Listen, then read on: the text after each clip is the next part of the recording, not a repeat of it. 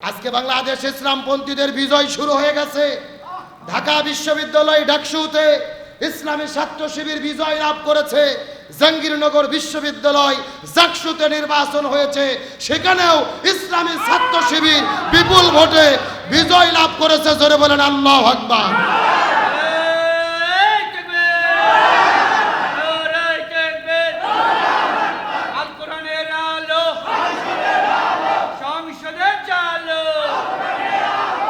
বিজয় দান করে কে? যারা অহংকার করেছে, অহংকারীদেরকে পতন কে করে দেয়? ঢাকা বিশ্ববিদ্যালয় ভিসির সামনে দাঁড়িয়ে টেবিলের উপরে বাড়ি দিয়ে শিক্ষককে অপমান করেছে, এরা ইতিহাসকে কলঙ্কিত করেছে। একটা ম্যাডাম ডিউটি পালন করতে গেছেন, শুধুমাত্র তাদেরকে ভেজাল করতে দেয়নি, এই জন্য জামাত শিবির ট্যাগ লাগে ছেড়ে দিল। এটাই হলো রাজনীতি। আজকে বেশি বোঝার কারণে জাহাঙ্গীরনগর বিশ্ববিদ্যালয় জাকসুতে নির্বাচন শেষ হয়ে যাবে মাত্র 30 মিনিট আগে পরাজয় নিশ্চিত মনে করে তারা বর্জন করতে বাধ্য হয়েছে। তার মানে বুঝতে পেরেছে পায়ের তলে মাটি নাই। শিক্ষার্থীদের কাছে যাচ্ছে, তাদের দেখার পরে শিক্ষার্থীরা রেগে যাচ্ছে, একেবারে ডাইরেক্ট ভুয়ো ভুয়ো বলে মিছিল করতেছে।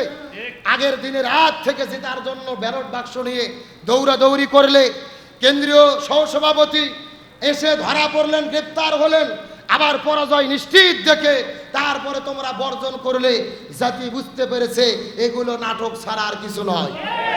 আর তোমরা যাদেরকে ট্যাগ লাগিয়েছো জামাত শিবির রাজাকার, এই মুহূর্তে বাংলা স্যার তুমিও জানো, আমিও জানি, সাদিক কায়েম পাকিস্তানি।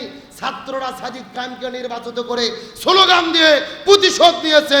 তুমিও জানো, আমিও জানি, সাদিক কায়েম বাংলাদেশি। সাদিক কায়েম ডাকসুর ভিপি, যার বয়স হলো 25 বছর, ও কি পাকিস্তানি হতে পারে?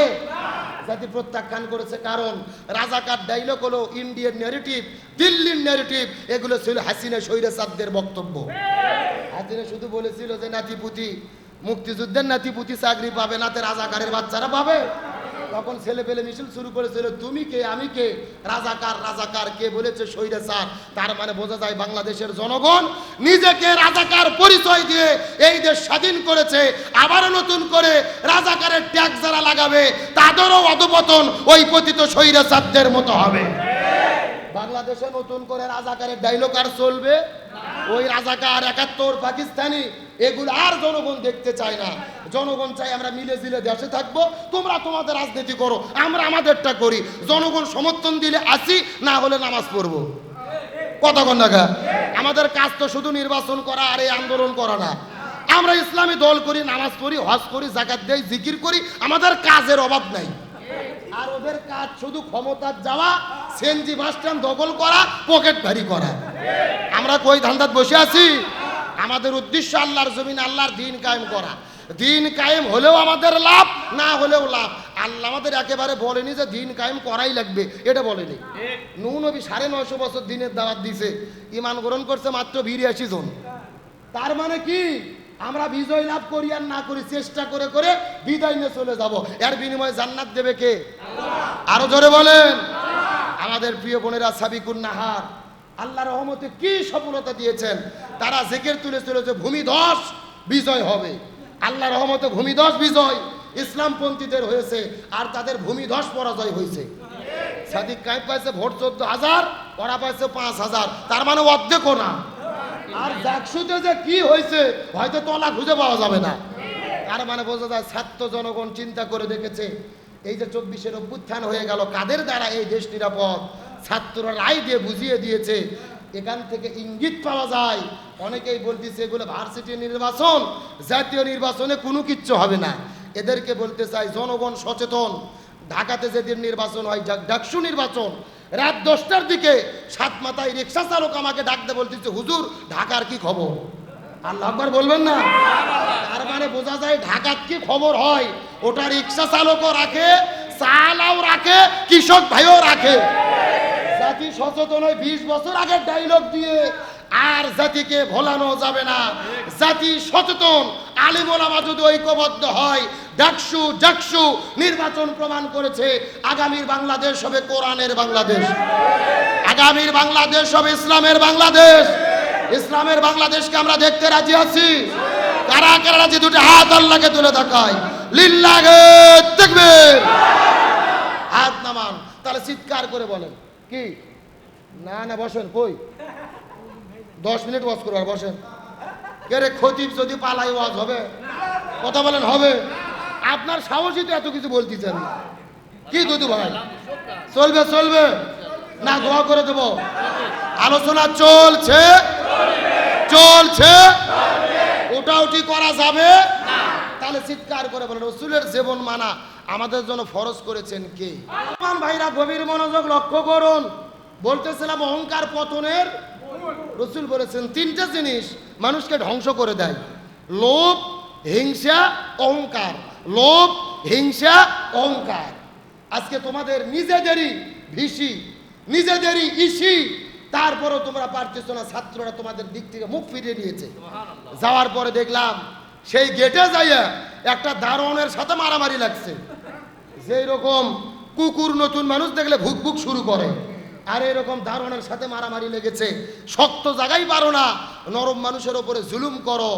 এখন দেশ মানুষ সচেতন, নতুন করে হাসিনের তরিকায় যারাই জুলুম করতে যাবে মূলত এই জাতি তাদেরকেই বয়কট করবে। আর হাসিনের তরিকায় যারাই ভোট চুরি করে ক্ষমতা যেতে চাবে এই জাতি তাদেরকেই জাগা মতো উচিত জবাব দেবে। আগেকার দিন আর নাই যে ক্ষমতা পেশি শক্তি ব্যবহার করে জোর করে ক্ষমতার যাব, আমাদের ঘাঁটি ওই ধান্দা বাদ দিতে হবে। এটা আর জনগণ মানবে না। রক্ত দিয়ে দেশ স্বাধীন করেছি, আমরা আমাদের অধিকার প্রতিষ্ঠা করেই ছাড়বো ইনশাআল্লাহ। প্রয়োজনে এক যুদ্ধ হাসিনার বিরুদ্ধে হয়েছে, এই দেশে কোরআন কায়েমের জন্য আবার একটা যুদ্ধ আমাদের করতে হবে। তার কারণ রাসূলের জীবনের আদর্শ অনুসরণ করাটাকে কে ফরজ করেছেন? আমার প্রিয় বন্ধুগণ, মুসলমান ভাইরা গভীর মনোযোগ লক্ষ্য করুন। সময় যেহেতু কম, আমি আপনাদের ব্যাখ্যা দিতে পারবো না। চমৎকার করে কয়েকটা পয়েন্টে কথা বলতে চাই। নবীজির জীবনটাকে আল্লাহ তাআলা কেন ফরজ করে দিলেন অনুসরণ করাকে? পুরো কোরআন গবেষণা করে দেখতে পেরেছি নবীর জীবনটা অনুসরণ করা ফরজ করার পেছনে কারণ হলো তিনটা। চিৎকার করে বলেন তো কয়টা? তার মধ্যে প্রথম নম্বর কারণটা কি আল্লাহ তাআলা চমৎকার করে কোরআনের মধ্যে বলেন, লাকাদ কানা লাকুম ফি রাসূলিল্লাহি উসওয়াতুন হাসানাহ। আরো জোরে বলেন আল্লাহু আকবার। সূরা আহজাব 21 নম্বর পারার 2 নম্বর পৃষ্ঠার 9 নম্বর লাইন 21 নম্বর আয়াতে কারিমা। তাফসীর ইবনে কাসিরের মধ্য থেকে বলতেছি, আল্লাহ তাআলা ডাকতে বলে, হে পৃথিবীর মানুষেরা ভালো করে বোঝার চেষ্টা করো, নবীজির জীবনটাকে তোমাদের জন্য অনুসরণ করাটাকে কেন ফরজ করে দিলাম। এর পেছনে কারণ হলো আমি নবীর জীবনের ভেতরে এমন আদর্শ দান করেছি অন্য কারো মধ্যে সর্বোত্তম আদর্শ দান করে নাই। নবীর জীবনের মধ্যে রয়েছে শ্রেষ্ঠ আদর্শ। যদি তোমরা সফল হতে চাও রাসূলের আদর্শ মেনে চলা ছাড়া কোনো উপায়। সফল হতে গেলে নবীজির আদর্শ মেনে চলতে হবে। কিন্তু আমি আপনাদেরকে জিজ্ঞাসা করি, বলেন তো এই বাংলাদেশের ভেতরে নবীকে বাদ দিয়ে অন্য নেতার আদর্শ গ্রহণ করে এই রকম লোক আমাদের দেশের মধ্যে আছে না নাই? কেউ বা বাবার আদর্শ গ্রহণ করেছে, কেউ বা চাচার আদর্শ গ্রহণ করেছে, কেউ বা চাচির আদর্শ গ্রহণ করেছে, কেউ বা কার্ল মার্ক্সের আদর্শ গ্রহণ করেছে, কেউ বা লেনিনের আদর্শ গ্রহণ করেছে, কেউ বা সক্রেটিসের আদর্শ গ্রহণ করেছে, কেউ বা প্লেটোর আদর্শ গ্রহণ করেছে। পরিষ্কার কথা, নবীকে বাদ দিয়ে বাবা, চাচা, দাদা, খালু, নানা এই দুনিয়ার কোনো মানুষের আদর্শ যারা গ্রহণ করবে এদের জাহান্নামে যাওয়া ছাড়া কোনো উপায়। যদি বলেন হুজুর দলিল, ইমাম বুখারী রাহমাতুল্লাহ আলাইহি বুখারী শরীফ লেখার আগে এই জমিনের মধ্যে একটা কিতাব লিখেছিলেন, যেই কিতাবের নাম হলেন আল আদাবুল মুফরাদ। ওই কিতাবের মধ্যে তিনি হাদিস বর্ণনা করে বলেন, আমার নবী বলেছেন হাসরের ময়দানে 6 প্রকার মানুষদেরকে আল্লাহ তাআলা বিনা হিসেবে জাহান্নামে দেবে। এই 6 প্রকার মানুষের ভেতরে প্রথম নম্বর প্রকার হলো তারা এই জমিনের ভেতরে যারা নবীকে বাদ দিয়ে অন্য কোনো নেতার আদর্শ গ্রহণ করেছে। নবীকে বাদ দিয়ে যদি অন্য কারো আদর্শ মানে একেবারে বিনে হিসেবে বিনে বিচারে যাওয়া লাগবে কোথায়? তার মানে বোঝা গেল জান্নাত যদি পেতে চাই নবীর আদর্শ গ্রহণ করা ছাড়া কোনো উপায়। গভীর মনোযোগ লক্ষ্য করে বোঝার চেষ্টা করেন। ওই নবীজিকে অনুসরণ করা হলো আমাদের জন্য ফরজ। তার মধ্যে প্রথম নম্বর কারণ নবীর জীবনের মধ্যে আল্লাহ তাআলা দিয়েছেন সর্বোত্তম আদর্শ। ওই নবীজি বিদায় হজের দিনে কত চমৎকার করে বলেন, তারাকতু ফীকুম আমরাইন লান তাদিল্লু মা তামাসসাকতুম বিহিমা কিতাবাল্লাহি ওয়া সুন্নাতা রাসূলি। আমি জমিনের মধ্যে থেকে বিদায় নিয়ে চলে যাব, তবে তোমাদের জন্য দুইটা জিনিস রেখে যাব। এই দুইটা জিনিস যদি তোমরা আঁকড়ে ধরতে পারো, আমি নবী কথা দিয়ে গেলাম, তোমরা কখনোই পথভ্রষ্ট হবে না, ধ্বংস হবে না। এই দুইটা জিনিস তোমাদেরকে আঁকড়ে ধরতে হবে। এক নম্বর কিতাব আল্লাহ, আল্লাহর কিতাব বলেন কোরআন, আর দুই নম্বর সুন্নাত রাসূলি, রাসূলের সুন্নাত হলো হাদিস। তার মানে বোঝা গেল আঁকড়ে ধরতে হবে কয় জিনিস? এক নম্বর কি? সবাই বলেন এক নম্বর কি? কোরআন। আর দুই নম্বর, এই দুইটা যদি আঁকড়ে না ধরি আমাদের জীবনটা ধ্বংস হয়ে যাবে। এখন জমিনের মধ্যে যদি শান্তি পেতে চাই, কেমন ভাবে শান্তি পাবো কথাটা বোঝার চেষ্টা করবেন। আমার নবী দুনিয়ার ভেতরে 17 বছর বয়সে একটা দল গঠন করেছিলেন, যেই দলের নাম হলেন হিলফুল ফুজুল। কি নাম বললাম? এই হিলফুল ফুজুল নামক দলটা গঠন করার পরে 17 বছর থেকে শুরু করে 40 বছর পর্যন্ত নবীজি 23 বছর ধরে চেষ্টা করেছে এই জমিনের মধ্যে শান্তি কায়েম করার জন্য। কিন্তু দুর্ভাগ্যজনক ব্যাপার হলো, নবী 23 বছর চেষ্টা করার পরেও এই জমিনের ভেতরে শান্তি কায়েম করতে পারলো। কথাটা ভালো করে বোঝার চেষ্টা করবেন। স্বয়ং নবী 23 বছর ধরে চেষ্টা করলেন, কিন্তু জমিনের মধ্যে শান্তি কায়েম করতে পারলো না। কিন্তু নবীজির বয়স যখন 40 বছর হয়ে গেল, আল্লাহ নবীজির উপরে যখন কোরআন নাজিল করে দিলেন, নবী কোরআনের দাওয়াত দেওয়া শুরু করলেন।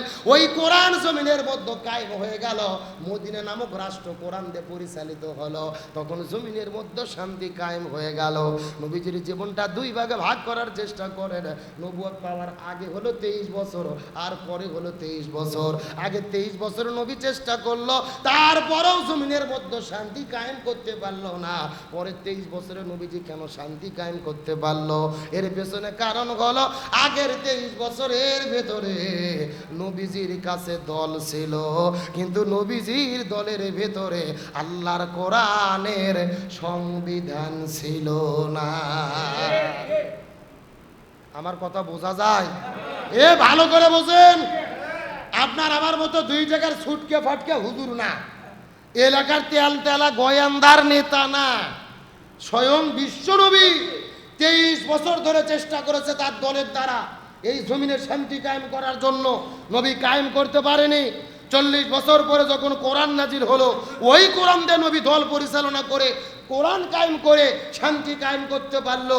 তার মানে এখান থেকে সিরাতের শিক্ষা হলো, এই বাংলাদেশে যতগুলো দল আছে, ওই দলের দ্বারা শান্তি কায়েম করা সম্ভব হবে না যেই দল আল্লাহর কোরআনের সংবিধান দিয়ে পরিচালিত হয় না।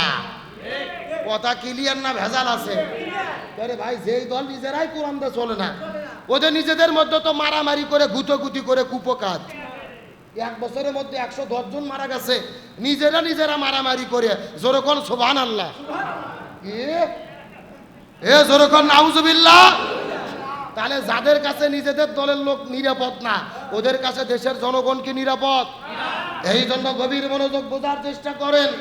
আল্লাহর কোরআন বলেছেন, ওয়াতাসিমু বিহাবলিল্লাহি জামিআন ওয়া লা তাফাররাকু।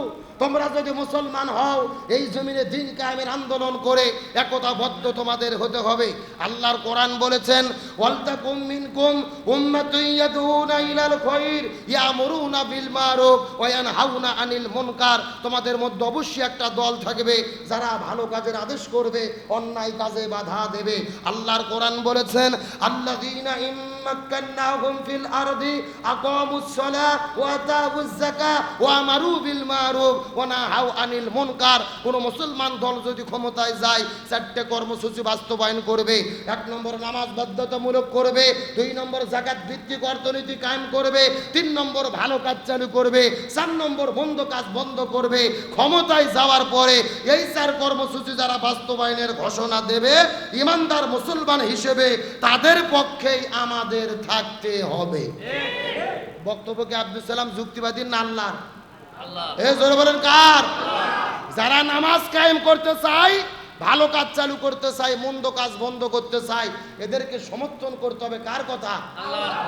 আপনি যদি জমিয়ে দল করেন, দলটাও করতে হবে আল্লাহর কথা মতো, কোরআনের দল, এর বাইরে দল করার কোনো সুযোগ নেই। আল্লাহর কোরআন বলেন, আমাইয়াবতাগি গায়রুল ইসলামি দীনান ফালা ইউকবালা মিনহু ওয়া হুয়া ফিল আখিরাতি মিনাল খাসিরিন। ইসলাম বাদ দিয়ে যদি কেউ বিয়ে করে, ওই বিয়ে আল্লাহর দরবারে কবুল হবে না। ইসলাম বাদ দিয়ে যদি কেউ ব্যবসা করে, ওই ব্যবসা আল্লাহর দরবারে কবুল হবে না। ইসলাম বাদ দিয়ে যদি কেউ রাজনীতি করে, ওই রাজনীতিও আল্লাহর দরবারে কবুল হবে না। তাহলে দল যদি করাই লাগে, কার দল করব? রাজনীতি যদি করাই লাগে, কার রাজনীতি করব? আর যদি দুনিয়ার কোন নেতা রাজনীতি করি, এমন অন্যায় অত্যাচার জুলুম করব, আমাদের দেশ ছেড়ে প্রয়োজনে পালাতে হবে। এই বাংলাদেশ থেকে গত 16 বছর অন্যায় করে জুলুম করে স্বৈরাচার হাসিনা পালিয়ে গেছে। শেখ হাসিনার শিক্ষা মতো, শেখ হাসিনার দেখানো পথে গত একদিন আগে নেপালের প্রধানমন্ত্রীও পালিয়ে গেছে। বলেন আল্লাহু আকবার। নেপালের প্রধানমন্ত্রী কেপি শর্মা ওলি শেখ হাসিনার দেখানো পথে তিনিও পালিয়ে গেছে। ওই নেতারা বক্তব্য দিত যে শেখ হাসিনা হলো আমাদের রোল মডেল। ঠিকই বলছে, ওর ওই মডেল মানে পৃথিবীর সব জালেম পালাচ্ছে। কথা বল না কেন? আবার নতুন করে ভারত আন্দোলন শুরু হয়েছে নরেন্দ্র মোদীর বিরুদ্ধে। বাংলা বসন্ত ছড়িয়ে পড়েছে। নরেন্দ্র মোদী, বাংলাদেশ নিয়ে তুমি ষড়যন্ত্র করেছো, আজ হোক কাল হোক, আজকে ওলি পালিয়ে গেছে, আগামীতে নরেন্দ্র মোদীরও পালাতে হবে। কারণ এই দক্ষিণ এশিয়ার সবচাইতে বড় ভাইরাস হলো নরেন্দ্র মোদী। এতটা অশান্তি সৃষ্টি করেছে পুরো এলাকাতে এক নরেন্দ্র মোদী। আর নেপালের প্রধানমন্ত্রী যখন পালিয়ে গেছে, ভিডিওর মধ্যে আপনারা দেখেছেন, জনগণ ঘিরে নিয়ে, বাংলাদেশে তাও আমরা গণভবন দখল করেছি, আগুন লাগাই নাই। আর নেপালে এমনভাবে প্রধানমন্ত্রীর বাড়িতে আগুন দিয়েছে, তাদেরকে উদ্ধার করার জন্য হেলিকপ্টার এসেছে, হেলিকপ্টার নিতেও পারেনি, একটা দড়ি ছেড়ে দিয়েছে, রশিতে পাখির মতো ঝুল্লু মারিয়ে হেলিকপ্টারের চড়ে ওই রশির সাথে ঝুলতে ঝুলতে পালিয়ে গেছে। কম ঠেলাত পালাইছে। আমাদের দেশে একটা কথা আছে ভাই, বলেন তো, বিড়েল কি গাছে তোঠানোর জন্য কোনো মাস লাগে? পেলাত পড়লে বিড়েল এমনি গাছে চড়ে। তাহলে ওরা কম পেলাত পরিয়ে ওই দড়ি ধরে হেলিকপ্টার চড়ে ঝুলতে ঝুলতে পালাই নাই। আর কয়েকজন মন্ত্রীকে দেখলাম পিটাইতে পিটাইতে পরনের কাপড় চুপুর খুলে ফেলেছে, একেবারে উলুঙ্গ ন্যাংটা হয়ে গেছে, নদীর মধ্যে ঝাঁপ দিয়ে সাঁতার কাটে পার হচ্ছে, ওখানে যেয়ে পিটানি শুরু হয়েছে। এই সমস্ত ঘটনার দ্বারা শিক্ষা নিতে হবে, যারা রাষ্ট্র পরিচালনা করে, শাসন করতে গিয়ে এদের মতো জালেম হইও না, তোমাদেরও পতন এইভাবে হবে। যুগে যুগে জালেমের পতন করে দেয় কে? ফিরাউনের পতন হয়েছে, আবু জেহেলের পতন হয়েছে, বাংলাদেশে স্বৈরাচার হাসিনার পতন হয়েছে, ওলি পালাইছে। আগামীতেও যারা জালেম হওয়ার চেষ্টা করবে, তাদেরও এইভাবেই পতন হবে। এই জন্য আল্লাহ তাআলা বুঝাইতে চায়, ক্ষমতা পাওয়ার পর অহংকার করো না। তোমরা তো মানুষের সেবক, মানুষের খাদেম। সাদিক কাইম ভাই ভিপি হওয়ার পরে ঘোষণা দিয়েছে, আমি ভিপি পরিচয় দিতে চাই না, আমি আমার বন্ধুর বন্ধু,